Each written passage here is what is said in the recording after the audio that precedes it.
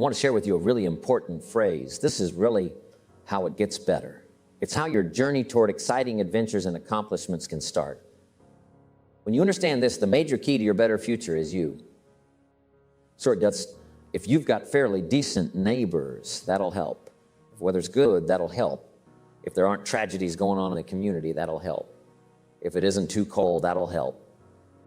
If it isn't too hot, that'll help. Okay, there's a lot of things that will help, but they all play a minor role. Here's what really counts. What really counts is you. And Bill Bailey gave me another phrase I have never forgotten.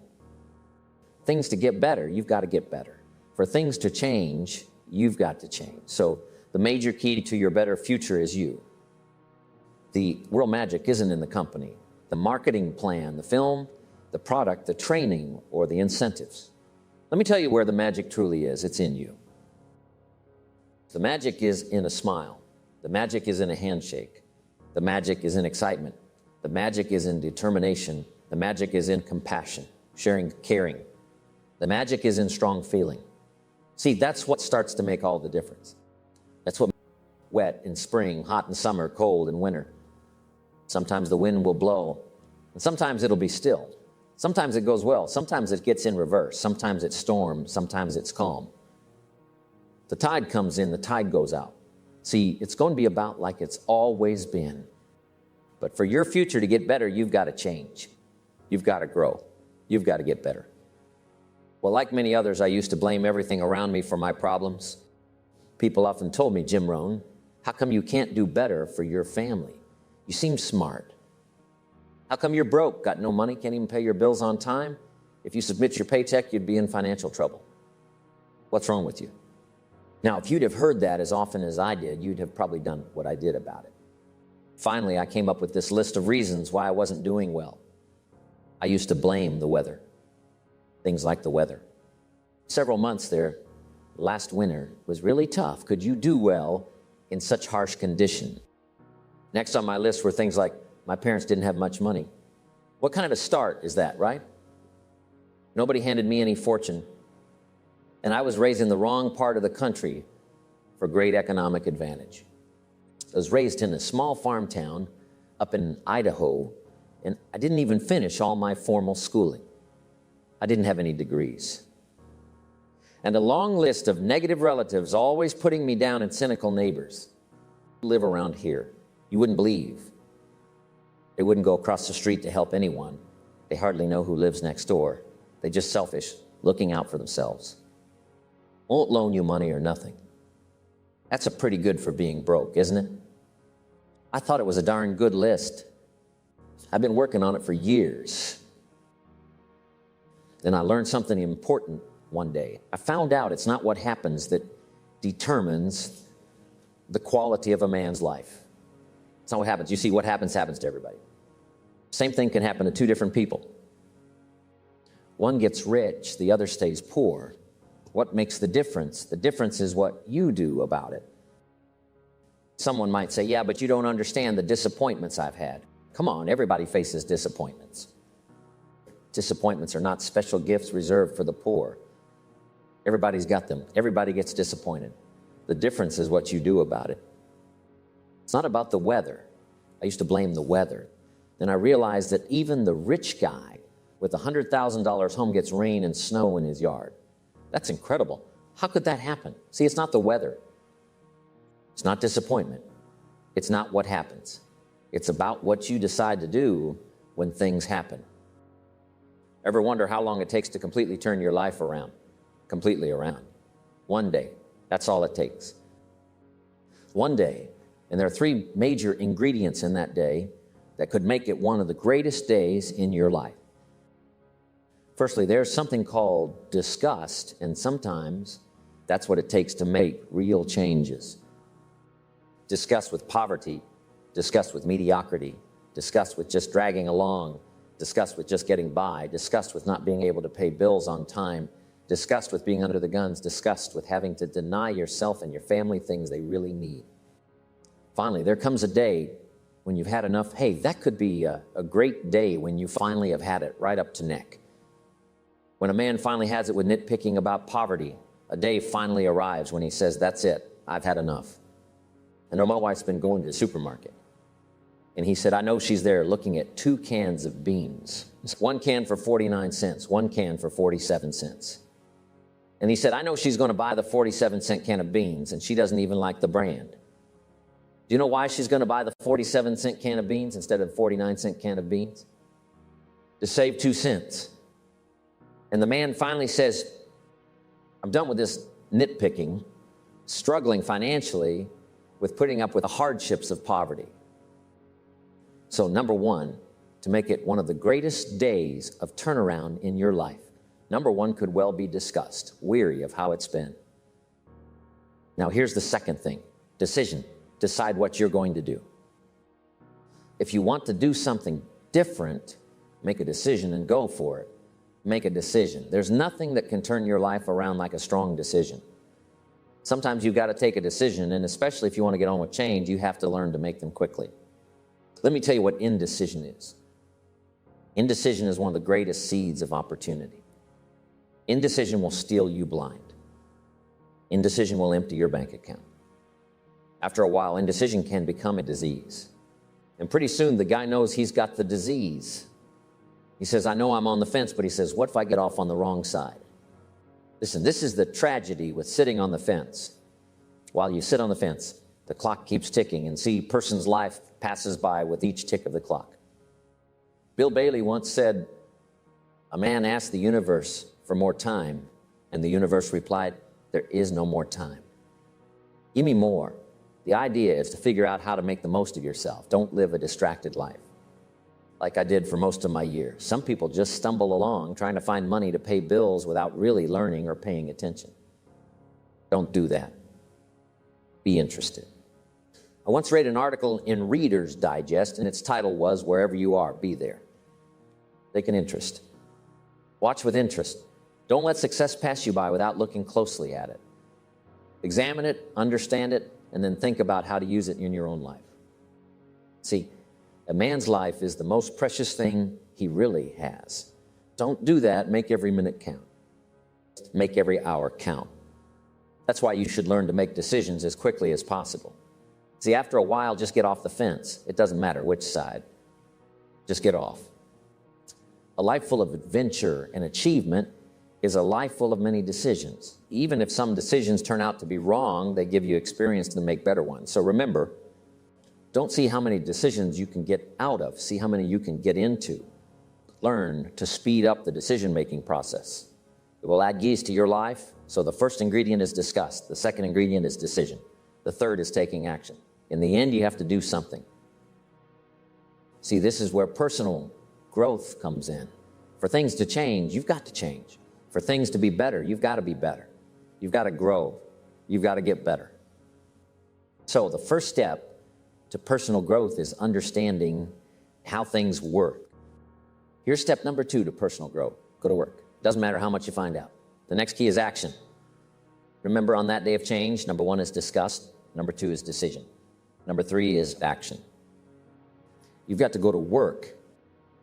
Bill Bailey often advises us to pick 3 or 4 things that can improve your attitude, your personality, that can help your economic future. Just find 3 or 4 ideas or things and go to work on them.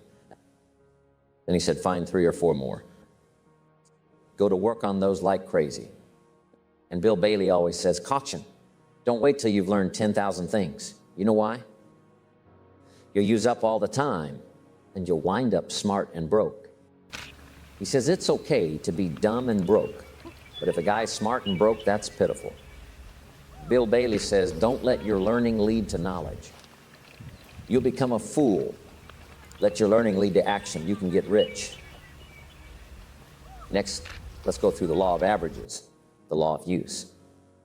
The first one, this law is pretty simple, and it says, whatever you don't use, you lose. That means if you tie your arm to your body, leave it there long enough, you might never be able to use it again. It's over for lack of use.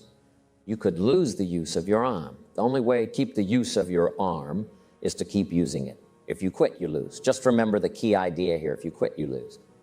Now, what's important to understand is the same thing that goes for your arm goes for your brain. That's important to know. Same thing goes for all the human virtues. If you don't use your ambition, it can shrink and disappear, and it could very well be over. In fact, it might be over before the man dies. Like his arm is now no longer, he can no longer use his arm because he hasn't used it. He may not be dead, but it's over for his arm. Strong feeling unused tends to diminish. Excitement unused tends to diminish. Finally, after a while, there's just hardly anything a little excited about. There are so many years of disused that. Now it's pretty well over. So here's what you need to do. Regularly check what you have in terms of talent, creativity, activity, energy, vitality, brain power, thinking ability, acting power, and your skills. Make sure you use all of these every day, otherwise you're losing and losing. Here's the second law, the law of averages. Explained in the Bible, here's what the law of averages means. If you repeat something often, if you do something over and over and over, you will get what we call a ratio of results. This ratio is a key aspect to understand about the law of averages. The law of averages works for anyone who wants to give it a try. From all that we've known about sales or the law of averages, that is true. If you knock on enough doors, somebody will buy. Some won't be home. Some may have plenty of what you've got to sell, so they don't really need any. However, if you knock on enough doors, somebody will buy. I mean, this principle works for anyone, regardless of age or financial status. No matter how poor you are, no matter how young you are, a ratio will develop for anybody that's willing to try. Keep on planning. See, that's the key. Get your ratio going. A person gets a good idea, and then they allow every little thing to get in the way. Said, you need to pay attention to these small details. That's called the language of the poor. People have the most remarkable ability to major in minor things. Learn not to do that. Start doing major things first. Let the minor things slide. Don't do all the list of little things and let the major things fly. Turn your life around on that score. Some people let all of their time get eaten up. The third law is the law of sowing and reaping. For most of my life, I didn't pay much attention to the concept of sowing and reaping. I'm just trying to find the money, pay a bill. When would I have time to think about sowing and reaping? Here's a simple principle from the Bible. Whatever a man sows, he reaps. Sounds kind of blunt and simple, but that's the way it's stated. Whatever a man sows, he reaps. The first advice I'm giving you on that is don't try to beat it. You plant pumpkin seeds, you don't get thistles. Mother Nature won't play tricks on you and give you thistles when you're planting pumpkin seeds. You won't do that. The guy can pretty well tell how things are going to work out if he plants with intelligence. The 16 hours you are awake, learn how to invest yourself. That's the key. Learn how to invest. You learn how to invest your attitude and handshake and your personality. Learn how to invest your excitement. Learn how to invest your compassion, caring, and learn how to invest your invitation. Learn how to invest your strong feelings. Learn how to invest wisely every 16 hours. See, that's how you get the better harvest coming in. Now, if you aim to achieve wealth, the key word is people. Invest in other people. The master teacher said 2,000 years ago, if a man wishes to be great at anything, let him find a way to become a servant of many people. The wealth lies in people, and helping others is where the real wealth is found. The guy says, well, I can't be responsible for half my community. About the best I can do is take care of myself. Look after myself, work hard, pay my bills, not be a burden on anyone. Take care of myself. It's about the best I can do. That's a poor man thinking. Always will be poor, and their life may not hold much adventure or achievement. Here's where things can either take a positive turn or go downhill. It's your mindset. One guy said, it's not my drinking that's got me stinking. It's my stinking thinking that's got me drinking. This underscores a crucial point. There's an Old Testament phrase. It covers the part of the matter. Here's what it says. As a man thinketh, so is he. The way a person thinks is reflected in their handshake. A man's conversation is a product of the way he thinks. The way a man talks is the way he thinks. He talks like he thinks. That's where he lives. That's what he wears. That's what he earns. That's what he drives. That's the size of his bank account.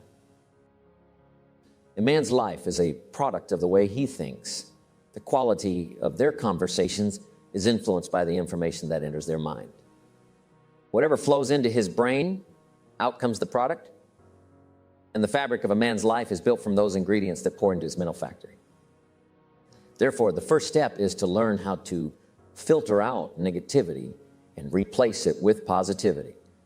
Throw out the trash. You cannot build a dynamic, successful, prosperous, happy, achieving life with trash ingredients. Start making a deliberate attempt to talk about the good things. Read the good things, listen to the good things, the challenges, the opportunities, problem solving. Spend as little time as possible on the problems, most of the time on the solutions. Now, I'm not saying that you can get 100% positive and 0 negative. That just can't be done. However, the more positive content you introduce, minimizing the negative, the more it begins to reshape the fabric of your economic, social, and personal life. Maintaining a predominantly positive flow can bring about significant changes in your life. Keeping this positive flow is crucial because there are transformative ideas within it that can greatly impact your bank account in future. Now, certain ideas might offer a bit of help, but there are ideas and ingredients so potent that they can transform your life and wealth in multiple ways, make you wealthy in more ways than one. So this is why it's crucial to consistently tap into this positive stream of elements while actively shutting off the negative ones. There are some negative ingredients that will keep you poor. Some will just kind of make you limp financially. Some will just kind of keep you rocking alone. And there are some ingredients in this negative box here that will kill you. They'll kill your desire. For ambition, eat your strong feeling, kill your compassion, kill you in a very short period of time. Those ingredients are so powerful, you have got to watch like a hawk what gets poured in here. Shut this off, open this up, and watch it change your life.